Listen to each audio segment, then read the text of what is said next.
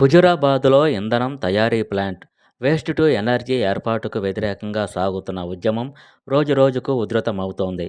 ప్రతిరోజు 565 టన్నుల తడి పొడి చెత్త నుంచి విద్యుత్ తయారు చేసే ఈ ప్లాంట్ నిర్మాణం కోసం రాష్ట్ర ప్రభుత్వం ఇప్పటికే 50 కోట్ల రూపాయలు కేటాయించింది.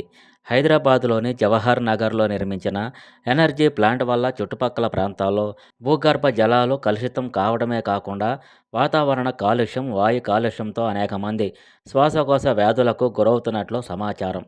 కాగా ప్రస్తుతం హుజరాబాద్లో తలపెట్టిన ఈ ప్లాంట్ నిర్మాణం అయితే భూగర్భ జలాల విషతుల్యంగా మారి పంటలు దెబ్బతినే అవకాశం ఉందని పరిశీలకులు భావిస్తున్నారు.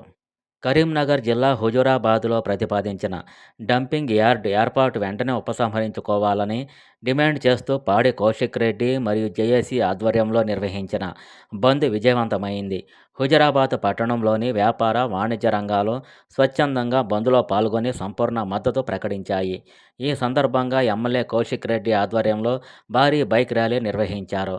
అనంతరం ఆయన మాట్లాడుతూ హుజూరాబాద్ ప్రాంతంలో డంపింగ్ యార్డ్ ఏర్పాటు చేస్తే ప్రజలు తీవ్రమైన అనారోగ్య సమస్యలకు గురయ్యే ప్రమాదం ఉందని అన్నారు. దేశానికి నాణ్యమైన విత్తనాలను అందించే ఈ ప్రాంతంలోని వ్యవసాయ భూములు నాశనం అయ్యే ప్రమాదం ఉందని ఆందోళన వ్యక్తం చేశారు. ఈ అంశంలో రాజకీయాలకు అతీతంగా అందరూ కలిసి డంపింగ్ యార్డుకు వ్యతిరేకంగా పోరాడాలని ఆయన పిలుపునిచ్చారు. రాష్ట్ర ప్రభుత్వం వెంటనే స్పందించి డంపింగ్ యార్డ్ ప్రతిపాదనను ఉపసంహరించుకోవాలని, లేదంటే భవిష్యత్తులో మరిన్ని ఆందోళన కార్యక్రమాలు చేపడతామని హెచ్చరించారు. ఈ నెల 7, 8 తేదీల్లో అఖిలపక్షం ఆధ్వర్యంలో ఏర్పాటు చేసిన ధర్నా కార్యక్రమంలో 2 రోజుల పాటు పాల్గొంటానని తెలిపారు. బంద్కు సహకరించిన అన్ని వర్గాల ప్రజలకు ఎమ్మెల్యే కౌశిక్ రెడ్డి ప్రత్యేక కృతజ్ఞతలు తెలిపారు. డంపింగ్ యార్డ్ అంశంపై ఎమ్మెల్యే అనవసర రాజకీయం చేస్తున్నారని కాంగ్రెస్ పార్టీ నియోజకవర్గ ఇన్ఛార్జ్ ప్రణవ్ బాబు స్పష్టం చేశారు.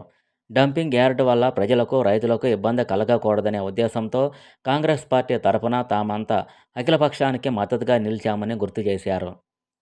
ఇప్పటికే మంత్రులు పొన్నం ప్రభాకర్, తుమ్మల నాగేశ్వరరావు, శ్రీధర్ బాబులకు పరిస్థితిని వివరించి ఈ యార్డు నివాసాలు లేని చోటికి మార్చాలని కోరామని, దానికి ప్రభుత్వం కూడా సానుకూలంగా స్పందించిందని తెలిపారు. 2022లోనే కౌశిక్ రెడ్డి ఎమ్మెల్సీగా ఉన్న సమయంలోనే ఈ ప్లాంట్ నిర్మాణం కోసం ప్రతిపాదనలు చేశారని, అప్పుడు నోరు మెదపని కౌశిక్ రెడ్డి ఇప్పుడెందుకు ప్రశ్నిస్తున్నారని ప్రణవ్ బాబు ఎదురుదాడికి దిగారు. కౌశిక్ రెడ్డి మాత్రం ఇది కాంగ్రెస్ పార్టీ మోసపూరిత చర్య అని, తనపై కోపంతో రేవంత్ రెడ్డి హుజూరాబాద్ ప్రజలను నాశనం చేయాలని కంకణం కట్టుకున్నారని ఆరోపించారు. కాగా ప్రజలు ఎవరిని నమ్మాలో తెలియని అయోమయ పరిస్థితుల్లో తమ ఉద్యమాన్ని ఇంకా ఉధృతం చేస్తున్నారు. ఎట్టి పరిస్థితుల్లో డంపింగ్ యార్డ్ నిర్మాణం జరగనీయమని వారు పట్టుబడుతున్నారు.